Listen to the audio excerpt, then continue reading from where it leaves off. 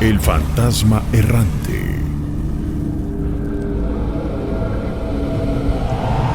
Mario, me parece que ya estás ahí, ¿verdad?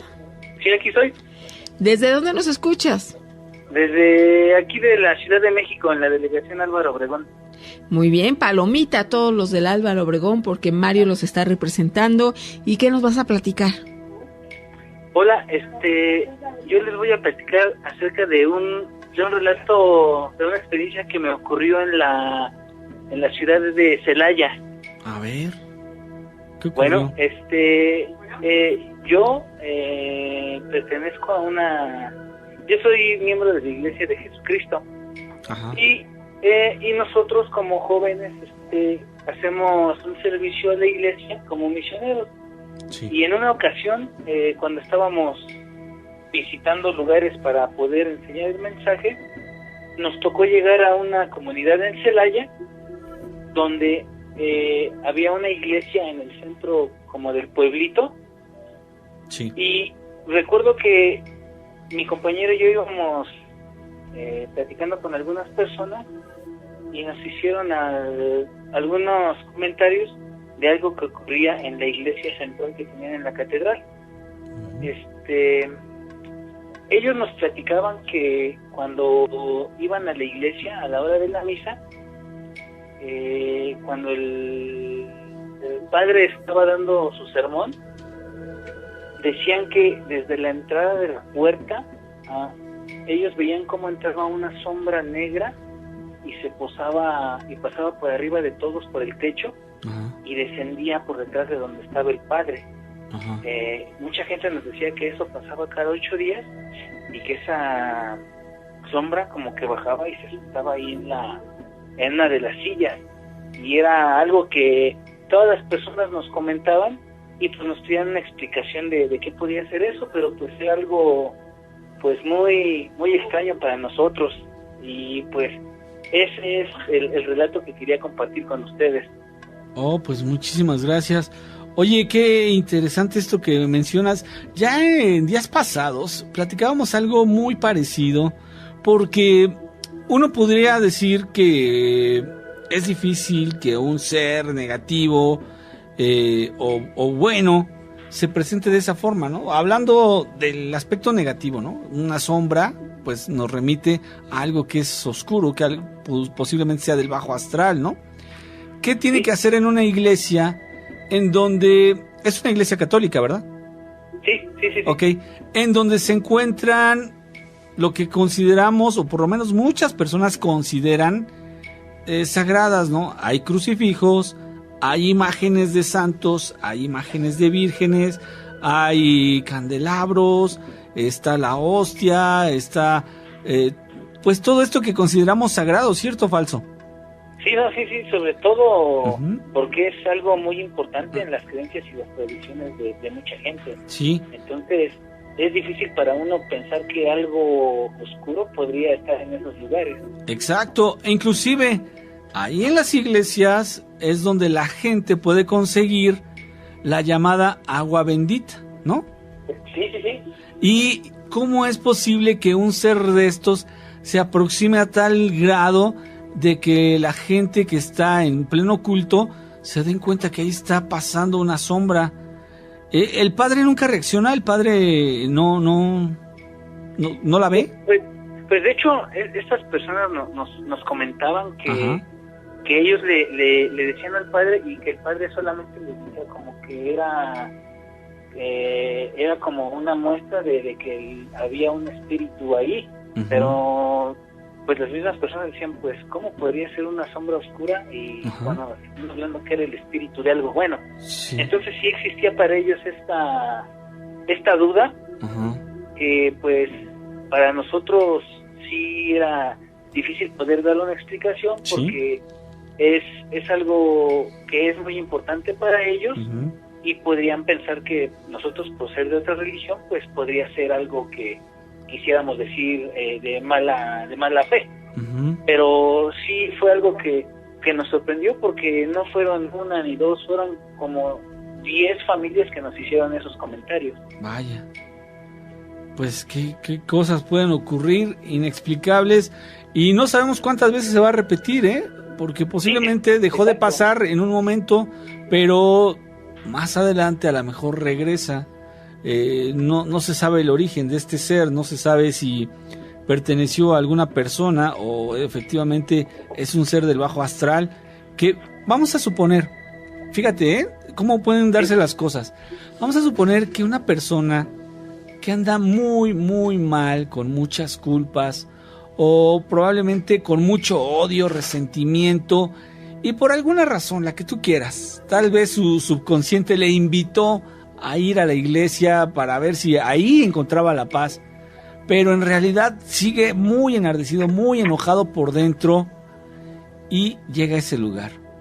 A lo mejor, no estoy diciendo que así suceda, a lo mejor este ente o este ser o la famosa sombra, lo único que está buscando es a ver en quién se puede meter, porque ellos detectan, obviamente ellos detectan cómo va la gente en cuanto a su estado de ánimo, su nivel de contacto con Dios y todo esto. Estos seres lo detectan. Sí. ¿Verdad? Y pues es algo que sí da mucho miedo. Sí. Oye, ¿me podrías... ¿puedo contar otro relato muy rápido que nos pasó por ahí? ¡Órale! Sí, claro. ¿Sí? Bueno, también después de que estuve en Celaya, también me tocó estar en San Luis Potosí, y ahí en una ocasión nos tocó ir a un pueblito, a un rancho más bien, porque ahí eran rancherías, que se llamaba Martínez. Sí. En ese lugar solamente podías llegar, como era un pueblito muy pequeño, solamente podías llegar con los taxis comunitarios, donde mucha gente va. Sí. En esta ocasión veníamos de este ranchito hacia nuestro pueblo que se llama Cárdenas, San Luis Potosí. Sí. Y siempre nos habían dicho las personas del pueblo que no camináramos por la carretera, porque solamente era una carretera de 2 sentidos y a los lados pues nada más habían puros cerros. Y siempre nos decían nos recomendaban que nunca camináramos solos ahí por la tarde. En una ocasión veníamos de este rancho que se llama Martínez. Sí. Y recuerdo que ya no alcanzamos transporte, así que nos regresábamos caminando. Y era un trayecto más o menos como de 2 horas caminando hacia donde vivíamos. Y recuerdo que veníamos mi compañero y yo, que se llama Jesús, y justo al voltear a nuestra derecha de donde veníamos caminando, venían unas bolas de fuego entre pues las milpas, venían brincando. Nosotros nunca habíamos escuchado de las brujas que se pintan así, pero nunca las habíamos visto, o yo en lo personal nunca lo había visto. Sí. Pero en esa ocasión recuerdo que volteamos y las bolas venían brincando y mi amigo me dijo, ¿ya viste, Mario? Y le dije, ay, sí, pues sí nos espantó. Entonces recuerdo que si nos deteníamos, las bolas parecían detenerse al lado de nosotros. Si caminábamos, se movían igual. Entonces lo único que hicimos fue como mirar hacia enfrente y empezar a caminar un poco más rápido. Yo creo que eso duró como unos 15 minutos y de repente detrás de nosotros nos empezó a tocar el claxon una camioneta. Entonces volteamos y estas personas de la camioneta pues nos reconocieron y nos dijeron que nos subiéramos, que ellos nos echaban un ray. Sí. Entonces el chofer venía platicando y nos dijo que nunca les habían dicho que no deben de venir caminando por la tarde por aquí solos. Órale. Y le dijimos que sí, y nos dijo, ni siquiera se dieron cuenta de lo que venía atrás de ustedes, ¿verdad? Y pues eso sí nos dio mucho miedo, porque nosotros nunca volteamos hacia atrás. Ajá. Pero él nos dijo que atrás de nosotros venía algo muy feo, pero nunca nos quisieron decir qué era. Y por eso dice que nos recogieron para echarnos el ray. Entonces fue una experiencia que la verdad nos dejó muy impactados él y a mí, porque nosotros veníamos pendientes de las bolas de fuego que venían a un lado y nunca miramos hacia atrás para ver lo que nos venía siguiendo. Nunca supimos qué era, nunca nos quisieron decir qué era, pero sí nos dijeron que era algo muy feo y que fue algo muy peligroso. Y pues ese es mi otro relato. Oye, muy bueno el relato también, ¿eh? Qué buen Gracias. relato. Estas famosas brujas, yo creo que era lo que estaban acechándolos. Y es que fíjate que allá en Tepotzotlán pues tiene muchísimo tiempo, que yo creo que desde la época prehispánica, que se dice que ahí se aparecen brujas e incluso con forma de serpientes, guajolotes o perros. Entonces ahí hay muchas leyendas, vivencias que se ha vivido. No sé si ahí conozcas, por ejemplo, el cerro del Jorobado. Sí, claro que sí.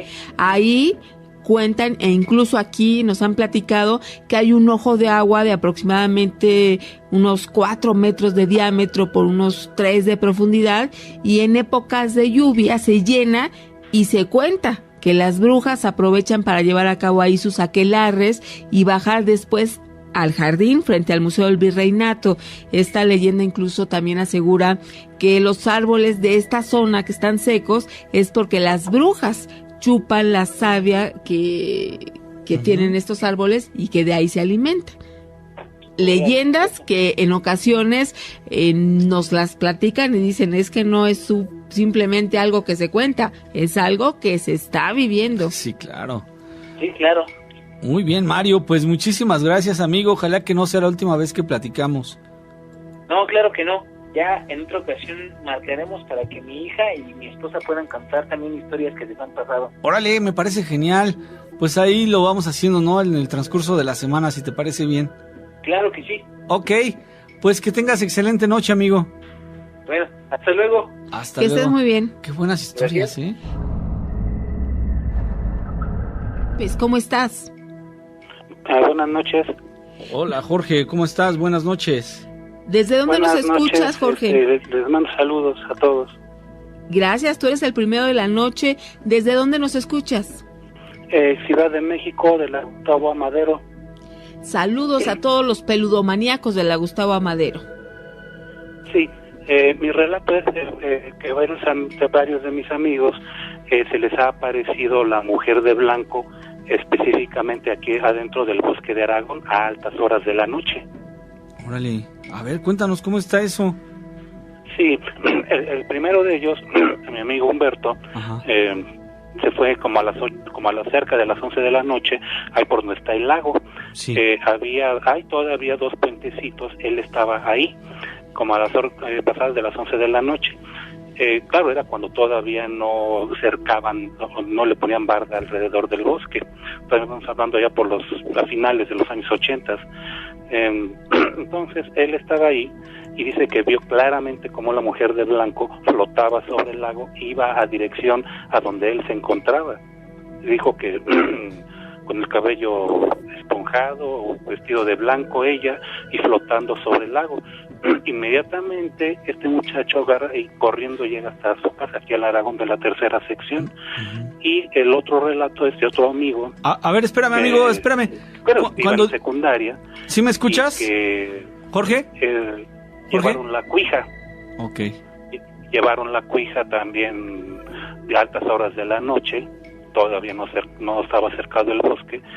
Y ya iban llegando ya por donde en aquel entonces rentaban las lanchas, y dice que eran varios jovencitos de la secundaria. Sí. Y cuando ven que viene la de blanco flotando sobre ellos, o sea, iba hacia la dirección donde ellos se encontraban, pero lo que él me dice, lo que le llama la atención es que esta mujer, lo que sea, la Llorona o lo que sea, sí, no llevaba como un velo de novia en la cabeza. Y entonces inmediatamente estos amigos, ese amigo avienta la cuija por allá y todos corrieron hacia afuera del bosque. Y eso es los relatos de los que varios compañeros me han platicado de lo que ha ocurrido allá dentro de ese bosque. Ok. Oye, una pregunta, ¿sí me escuchas, verdad? Sí te escucho muy bien, Nacho. Ah, perfecto, Jorge.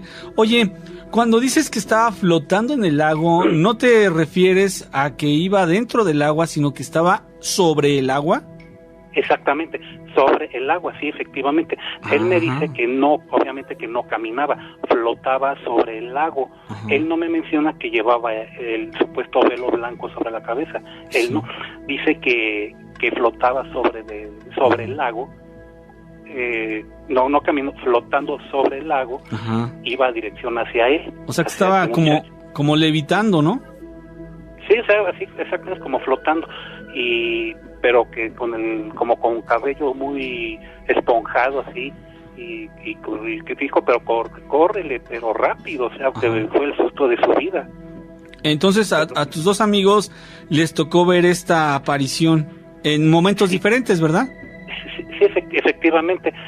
Porque yo le dije, oye, pero tú ¿qué estabas haciendo tan altas horas de la noche en ese lugar? Sí. ¿No te da miedo que te vayan a asaltar?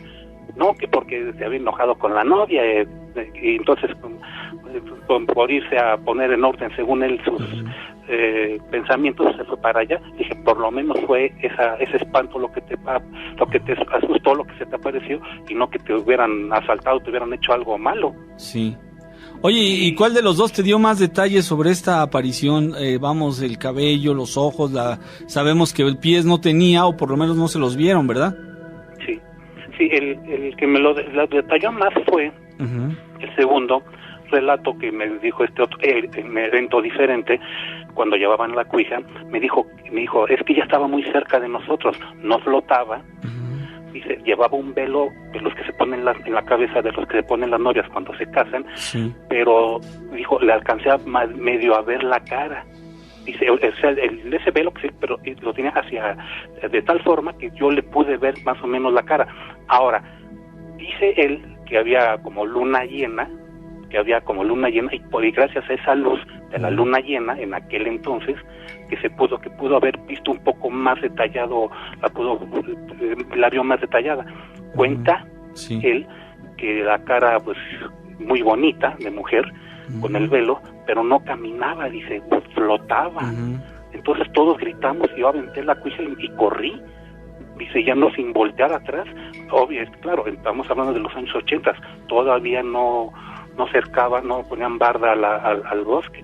Y así varios otros compañeros me han dicho que también la vieron, pero cuando se va acercando dicen que se siente un frío, claro, pero muy fuerte, muy intenso. Pues es la energía que emana este ser, o sea, imagínate nada más un ser espectral que se va aproximando hacia ti, y si en el ambiente no está frío, por lo menos a uno se le baja la temperatura por el puro susto, ¿no? por los nervios, sí. Claro. Y claro, sí, no sé, pues puede haber alguna relación de las personas que han muerto ahí. Hubo un caso muy famoso en aquel entonces de una chica que fue con su hermano a correr al bosque, y ya cuando regresó él, porque la dejó atrás a su hermana, ya la habían matado en plena mañana. Sí. Y entonces ha habido han nacido con gente colgada en un árbol últimamente, bueno, ya tiene algunos años. Sí. Y son de los misterios que ha pasado en este bosque de la Unidad San Juan de Aragón. Pero eso significa que entonces ese lugar sí está marcado por muertes trágicas, ¿no? Muertes bastante dramáticas, violentas. Sí, de hecho también hubo por ahí un accidente ya por los años 70, también de un automóvil que iban varias personas, sí. y chocaron en un árbol y una persona murió por ahí. Oh. O sea, sí ha habido a la historia de ese bosque, pues sí, cosas trágicas, igual que aquí al aeropuerto, que lo tenemos acá a un ladito también. Que yo trabajé ahí un tiempo en seguridad privada, y sí me platicaron cada cosa, pero terrible. ¿Ahí en el aeropuerto? Sí, adentro del aeropuerto. Oye, pues sería bueno que nos compartieras algo, ¿no? ¿O lo quieres hacer en otra ocasión? Pues si me da tiempo, rápido se los platico. Cuando yo trabajaba aquí en el aeropuerto en seguridad privada, ya por el año 2004, la jefa me platicaba de que había lugares ahí en el aeropuerto que se aparecía una niña. Y yo le dije, bueno, ¿pero por qué? Y que según ella, en los archivos, decía que cuando ya muchos años, ya por los 50,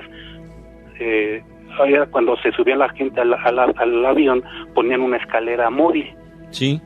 Y así, entonces dice que una niña que estaba ya hasta lo más alto de esa escalera, que accidentalmente cae al vacío, y muere. Y sí. Que es la que supuestamente se aparece por ahí, por esa zona. Y también cuando en las noches, a mí no me tocó, pero ya por plataformas, que también había apariciones, y también y que mi jefa se quedaba una vez a dormir, se tuvo que quedar a dormir ahí, donde llegaban los sobrecargos de la conocida compañía que se fue a la quiebra. Sí. Y creo que te tuvo que quedar ahí toda la noche. Pues no pudo dormir porque le espantaban allí que se dormía sobre el sofá, y volteaba, pues no había nadie porque la molestaban mucho. Entonces una compañera de trabajo le dijo, ¿sabes qué? Ha de haber sido una sobrecargo que falleció exactamente ahí donde tú te acostabas en ese sofá. Ahí falleció una sobrecargo, que porque cuando llegaron de un vuelo que se sentía mal y que se sentía muy mal, problemas de la presión arterial, y ahí ya no alcanzaron a curar, y ahí había fallecido la sobrecargo de aquella compañía de aquí de México que ya no opera, y que ellos la achacaban eso de que la molesta, y que no nomás a ella, a muchas personas de ahí. Había una llegada, yo conocí esa sala, es un pasillo muy largo que está ahí por la Terminal 1. Ah, sí. Por eso un pasillo muy angosto, lleno de cubículos, de puertas. Sí. Entonces ellos tenían, yo recuerdo, yo llegué a ver ese cubículo de ahí que era grande, llevaban sobrecargos y pilotos ahí. Yo lo llegué a ver, y que era eso es lo que le decían, pues que ha de haber sido por la sobrecargo que había fallecido ahí. Vaya, pues sí, esas muertes que dejan también una huella. Fíjate cómo es semejante, ¿no?, a la experiencia anterior que nos platicabas de allá del bosque de Aragón. Es semejante en lo que se refiere a las muertes, esas muertes que dejan marcado el sitio con algo que hemos platicado aquí que podemos reconocer como una psicohuella. Se queda ahí impregnado en el ambiente y de repente, de un momento a otro, se llegan a manifestar. Muchas veces nos dicen, ¿y por qué pasa eso? Pues, ¿quién sabe por qué sucederá? Son de esos misterios que difícilmente alguien te lo puede decir con un 100% de certeza. Sabemos que no hay verdades absolutas. Lo que sí sabemos, y nos consta a todos, inclusive tú ahorita que nos lo estás platicando, es que es un fenómeno que existe, que no lo podemos negar, ¿verdad? Sí, mira Nacho, si me permites, te platico rápido. Claro. Yo no creía en esos espantos, dije, eso no es cierto. Te platico porque a mí me llegaron, todo un tiempo atrás me llegaron a espantar, pero muy feo, aquí en tu casa. Resulta que tiempo atrás, a principios de los 80s, unos amigos me dicen, vamos a buscar un tesoro allá por el estado de Hidalgo. Sí. Pues vamos, órale. Y ahí me tienes en la aventura. Entonces, gracias a Dios, no encontramos nada. Estuvimos muy cerca. Sí. Estuvimos muy cerca, pero me habían platicado la historia, ahora sí que el dueño del lugar, que cuando la revolución, ya sabes, llegan los hacendados y por ahí escondieron fuerte cantidad de dinero, estando ellos allá dentro del túnel. Entonces no faltó quien detonó todo eso con dinamita, estando la gente allá adentro escondiendo su dinero, y cae todo eso. Los revolucionarios se dan cuenta que estaban muy cerquita del pueblo, y van y matan a este señor. Hubo un testigo que vio todo eso cuando era niño. Cuando ya crece, ya pasan los años y ya está a punto de morir, le dice a su hijo todo lo que pasó. Este señor que escucha la historia de su papá fue el que nos contactó. Sí. Entonces hubo gente allá adentro que murió y que está todavía ahí. Entonces nosotros, por falta de tiempo, ya no le seguimos, afortunadamente. Qué bueno que no encontramos nada. Entonces resulta que cuando ya regreso yo aquí de esa aventura, empiezan los espantos, se sube el muerto, ves las sombras a toda hora, fenómenos sobrenaturales que yo no se me aparecen así como sombras, pero muy cercas, y me golpean, un golpe muy leve, cosas sobrenaturales muy terribles. Entonces una persona me dice, es que ¿sabes qué? Los espíritus que están ahí quieren que vayan y saquen eso, o de perdida que se hagan una misa. Y entonces pasó el tiempo, yo no hice eso, y ya se quedó, fue poco a poco. Ese lugar te lo puedo dar, el lugar exacto, pero te lo diré, pero fuera del aire. Okay. Claro está. Y sí, con más detalle, pero fuera del aire, por obvias razones. Sí. Pues estaría muy bien si nos lo mandas en el miedofón, ¿no? O te lo mando por mensaje como les mandé como me contactaron. Órale, genial, sí. Te digo la ubicación exacta, ahora si por si quieres ir tú a escarbar allá, pues ya sabes. Sí, bueno, pues ya estamos advertidos. Fíjate que una ocasión tuvimos aquí un invitado que se dedica a buscar tesoros. Sí. Y sí recibió varias llamadas, aunque le dijeran, pero ese lugar, la gente que ha escarbado, en cuanto meten una pala, fallecen y cosas así. No, a mí dime dónde es y no hay Pero bronca. él, Nacho, siete tesoros. Encontró 7 tesoros a lo largo de su vida. ¿No fue Vicente Contreras Vázquez? Correcto, ¿cómo sabes? Yo lo conocí, fue mi maestro en esa arte. Oh, mira. Es decir, yo tengo libros de él y dedicados, yo lo conocí personalmente. Sí. Y me dijo, yo te voy a llevar a un mundo, me dijo, donde se va a vivir la más hermosa de las locuras. Y dije yo, ¿cuál es? La búsqueda de tesoros. Le dije, pues le entramos. Sí, pues su hija siguió su legado, Adela Contreras. Sí, las dos tenían allí en Tabasco, la calle de Tabasco, no me acuerdo el número, por ahí lo tengo. Y ya no es como antes, ya no es como antes, estaba muy bien surtido todo eso y de hecho yo tuve 2 maestros, fue Vicente Contreras Vázquez y fue otro señor también, José Luis Camacho. Okay. Es que Vicente tenía esa pasión por esto, que primero logró encontrar este primer tesoro y pues ahí encontró su modo de vida, pero era la pasión que tenía, ¿no? Al estar buscando y sus herramientas y todo lo que él estuvo probando que le funcionó. Él ya falleció, pero sí se quedó pues el testimonio, ¿no? Sí, de hecho así él encontró varias, se hizo el club, yo estuve ahí, fui yo miembro de ese club también, tengo libros autografiados por él y muchas anécdotas, y por ahí también me dijo dónde había y yo se lo diré a ustedes, obviamente fuera del aire, claro, para que pues, si quieren entrarle, pero para que seamos los primeros en llegar. No, fíjate que hay otro también aquí por Azcapotzalco. Sí. También, pero ahí está en una casa, pero ese sí está, está fuerte, pero llegas y lo querían rentar y no dura ni 2 días y se van luego. Sí. Pues, ¿cuántos que más? Porque que hay y mucho. Llegan, o sea, ya están ahí ya rentando, se te aparece uno como monje o algo así, y te ataca, te aprieta el cuello, aquí la garganta, estás acostado y llega y te golpea.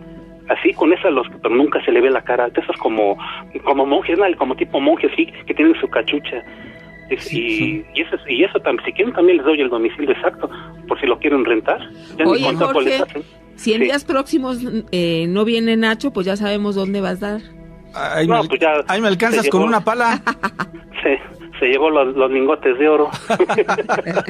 No, es que de tesoros hemos recibido unas historias impresionantes. Fíjate que hay 2 que no se me olvidan.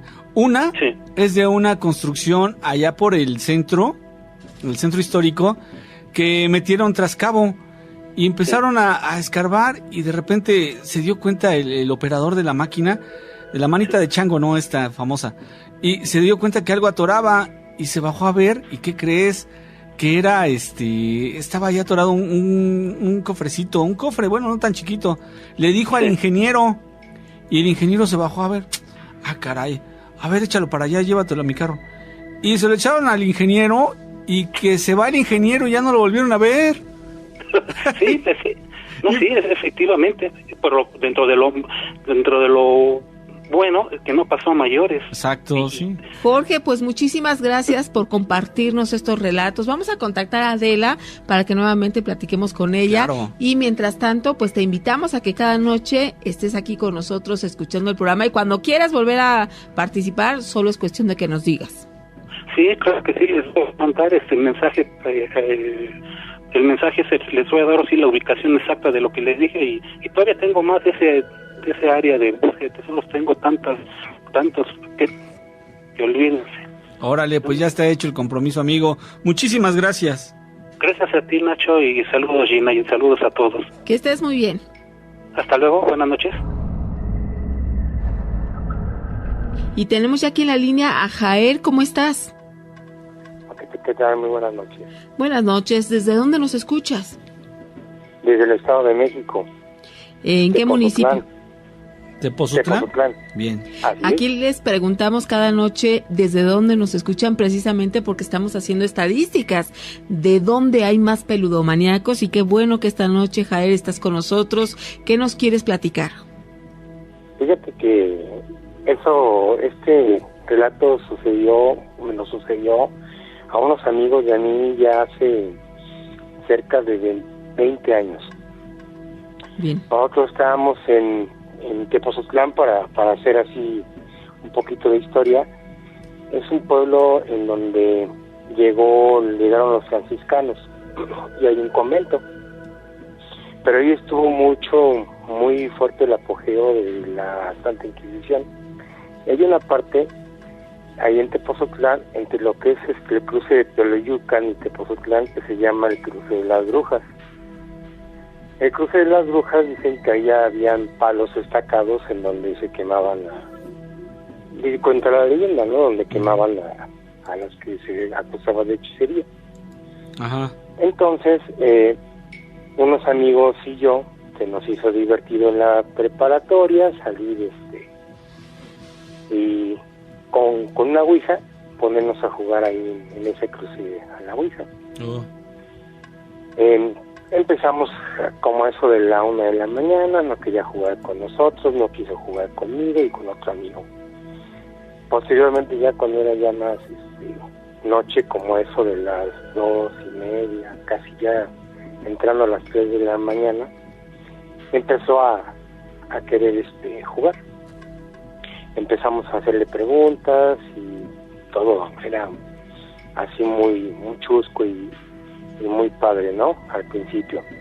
Posteriormente, uno de nuestros amigos, que se llama Joel, él pues empezó a hablar cosas así medio extrañas, como que en otro idioma.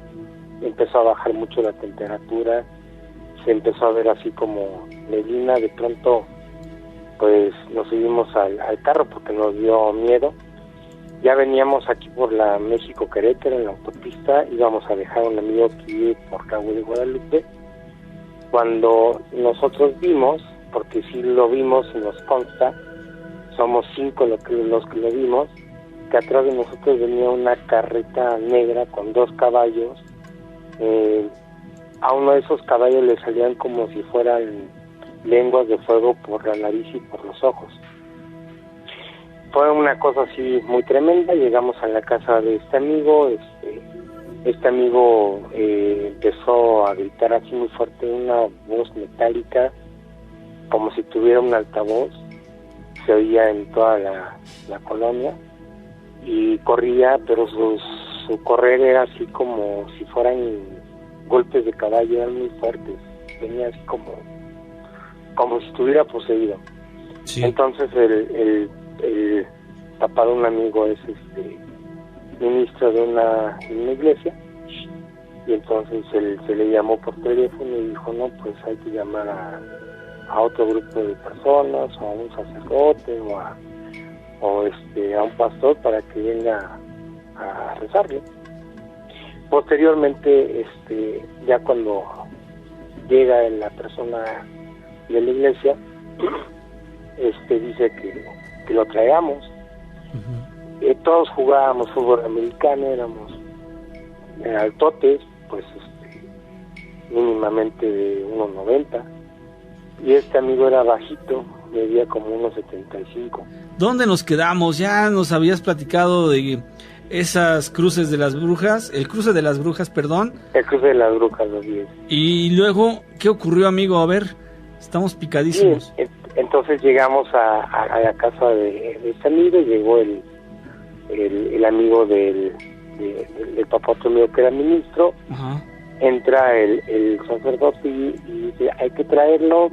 Y como les comentaba, éramos más corpulentos que él, era más bajito, no lo podíamos controlar. Uh-huh. Él nos empujaba como si fuéramos de trapo. Sí.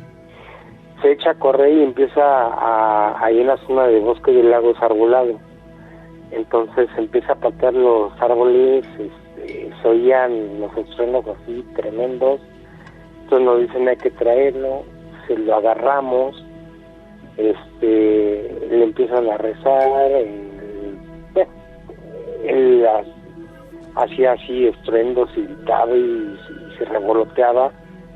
Posteriormente dicen es que hay que echarle agua bendita, le echaron agua bendita y él se enfurecía más, le salían como llagas, como si fueran ámpulas cuando le caía el agua. Sí. Ya posteriormente lo lograron controlar, le llamamos a sus papás se lo llevaron y bueno, ya cuando nos vimos a las 2, 3 semanas, él decía, bueno, ¿qué me hicieron? Me duele todo el cuerpo, estoy quemado, ¿qué me hicieron? ¿Qué me echaron? ¿Me echaron ácido o qué? Y le decíamos, no, pues te echamos agua. Posteriormente, ya pasando todo esto, pasó el tiempo y unos amigos y yo teníamos sueños recurrentes. Nos reuníamos y nos hacía muy asombroso porque teníamos el mismo sueño todos. Los 5 teníamos el mismo sueño. ¿Qué soñaban? Entonces, nosotros soñábamos como si estuviera una puerta entreabierta, sí, pero haz de cuenta que era un cuarto oscuro, había una puerta entreabierta en donde había una luz naranja. Cuando nosotros abríamos esa puerta, se tornaba todo negro y era como si fueran lamentos, pero no veíamos nada. De pronto nos despertábamos, pero esos sueños eran regularmente entre las 2:30, 3 de la mañana cuando nos despertábamos. Cosa curiosa, cuando yo me caso con la que soy mi esposa, sí, ella me decía que yo en la noche pues hablaba y que pues eran gritos así como si estuviera corriendo, como si alguien me estuviera persiguiendo. Una pesadilla, ¿no? Era una pesadilla, sudaba mucho. Entonces, con el tiempo pues ya nos volvimos a reencontrar todos los amigos. Sí. Estoy hablando que eso de unos 5 o 6 años después de que nos casamos. Y me dice un amigo, ¿qué crees? Que yo sigo soñando eso. Y le digo, yo ya no. Pero un amigo se puso a investigar y dice, es que quien nos perseguía era el emisario de la muerte.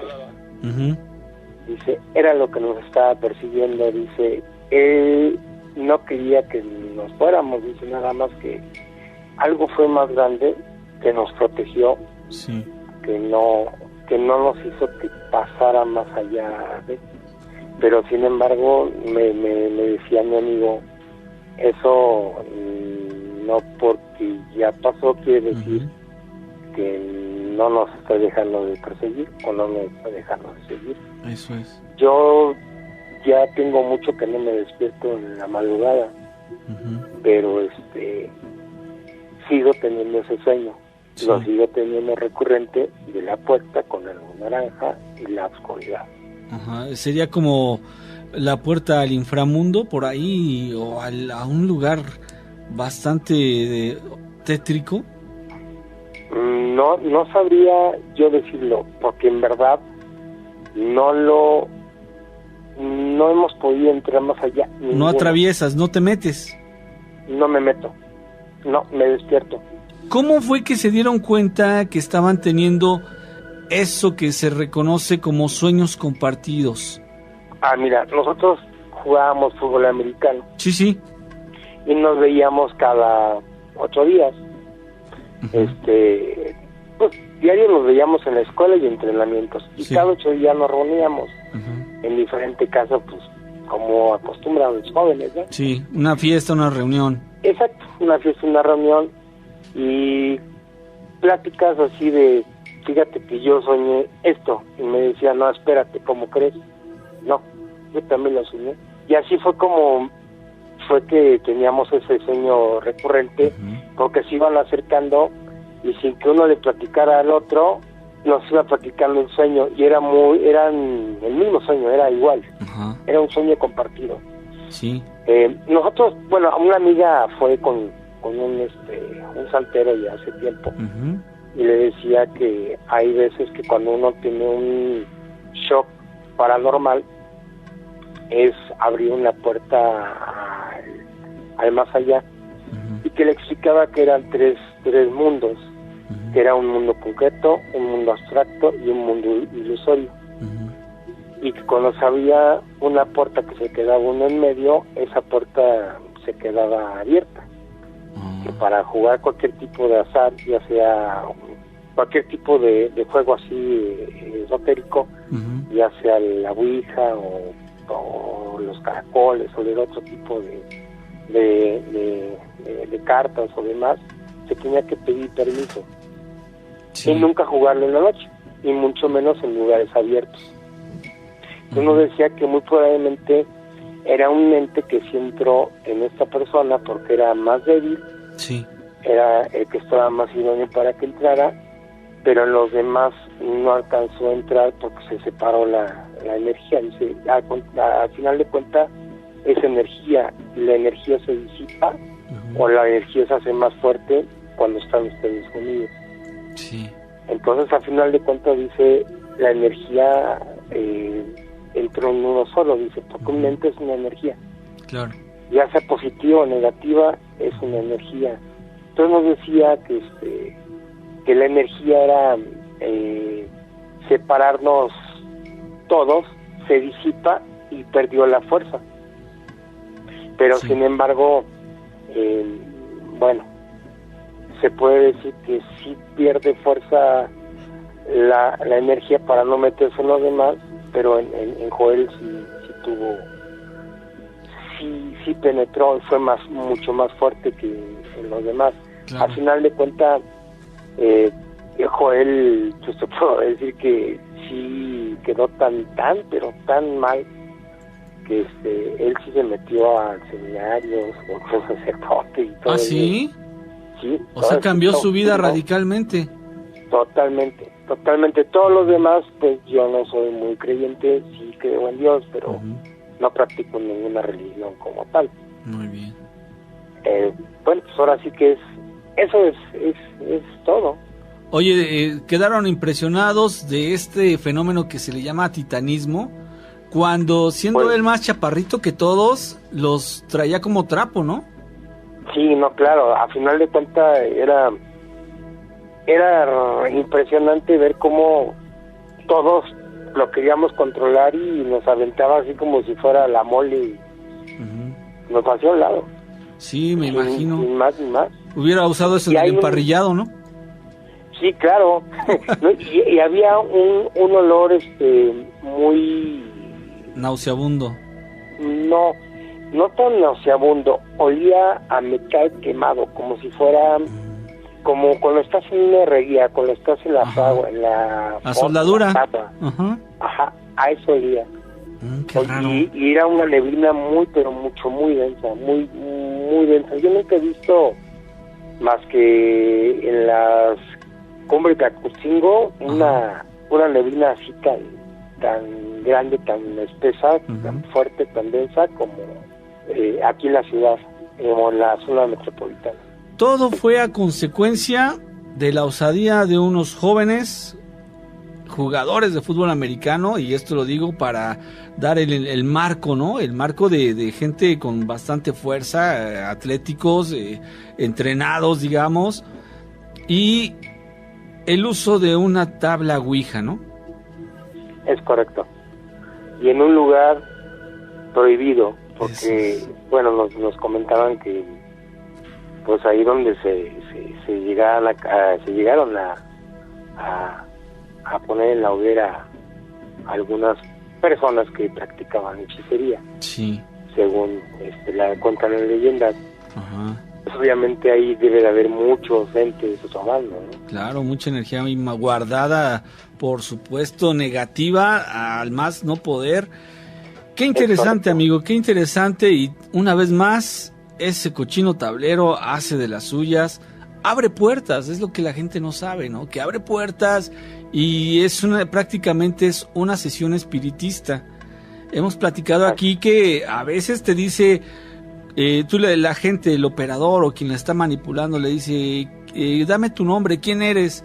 Y les contesta cualquiera, ¿no? No sé, Ramón, les decía yo el otro día que a veces les dice, soy Jesús. La gente inocente a veces hasta se emociona, ay, estoy hablando con Jesús. Pero no sabes qué Jesús, no el maestro Jesús, no nuestro Señor, ¿no? Sino un Jesús X, ¿no? Entonces, a veces uno no dimensiona ese tipo de cosas, ese tipo de sesiones, porque ya lo decíamos que es una sesión espiritista. ¿Y sabes qué? Claro. Hay un demonio que es el que le encanta utilizar ese tablero. Ese demonio, lo voy a decir, que el Señor lo reprenda al demonio soso. Que el Señor lo reprenda, para que no digan, es que anda ahí. No, hace apariciones, es muy engañador, le encanta generar caos, y cada conflicto que provoca es el que se ha caracterizado, por lo menos es lo que algunos investigadores nos han comentado, que específicamente ese ser hace todo esto que tú nos acabas de platicar. No me extraña para nada, no me extraña para nada, porque después de jugar la Ouija, las cosas ya no son las mismas. Y puede ocurrir que transcurra 1 año, 2 años, y dicen, no, pues no pasó nada. No lo sabemos. Si en algún momento dado ese ser está ya dentro de alguien y se va a manifestar. Es el padre José Antonio Fortea catalogaba a los espíritus en 3: el espíritu Clausi, el espíritu Adviti y el espíritu Aperti. El que regularmente se queda en las personas es el Clausi, es decir, está ahí calladito. Cuando alguien tiene un problema, es como cuando te enfermas de la gripa, ¿no? Tú sabes que si andas medio mal, como sensible, y ese día se te ocurre salir sin suéter o desabrigado, o después de bañarte con agua muy caliente y sales al frío, ya andabas un poco sensible y entonces te vas a dar una enfermada de aquellas, ¿no? Lo mismo pasa con estos seres. Ahí están esperando, están al acecho, y entonces causan muchísimo daño cuando menos te lo esperas. Qué bueno que ya pasó el tiempo, que ya pudieron librarla. Bueno, ahora nos lo estás contando como una excelente anécdota para dejar el ejemplo de lo que no se debe hacer, ¿verdad? Es correcto. Y de hecho, nosotros sí les comentábamos a nuestros sobrinos, a nuestros hijos, que no es bueno buscar lo que uno no puede ver, ni palpar, ni tocar. Eso es, sí. El tablero es llama mucho la atención, y como que te llama a que lo juegues, por aquello del propio misticismo y la propia lo que es atraer psíquico, mágico que trae al ser humano. Sí, claro. Pero sí son manejar energías que uno no domina. Fíjate. No domina. Sí. Y pues bueno, ahí tendré otros relatos que contarles de mi familia. Claro. Que platicaban mi abuela de allá de Jalapa, mi abuela es de Jalapa. Pues muy bien, amigo, pues aquí te vamos a tener pendiente para que nos acompañes en alguna otra participación. Te agradecemos por esta noche, esto que nos acabas de narrar. A mí me parece formidable. Yo sé cuál es el ambiente del fútbol americano. En algún momento de mi vida tuve la oportunidad de practicarlo y luego de ser entrenador, de ser coach. Entonces yo sé la camaradería que se logra, y también sé y conozco la mentalidad de algunos compañeritos que son bastante retadores, y de ahí que no me extraña nada el problemón en el que se metieron sin darse cuenta. Muchísimas gracias. Claro. No, gracias a ustedes por escucharme y felicidades. Un excelente programa. Gracias, amigo. Pues nada más te encargamos ahí que nos recomiendes, que pases la voz de que estamos vivos y que nos estamos moviendo, ¿no? Claro que sí.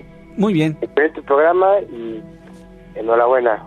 Gracias, igualmente. Abrazo. Excelente noche. Gracias, igualmente. El fantasma errante.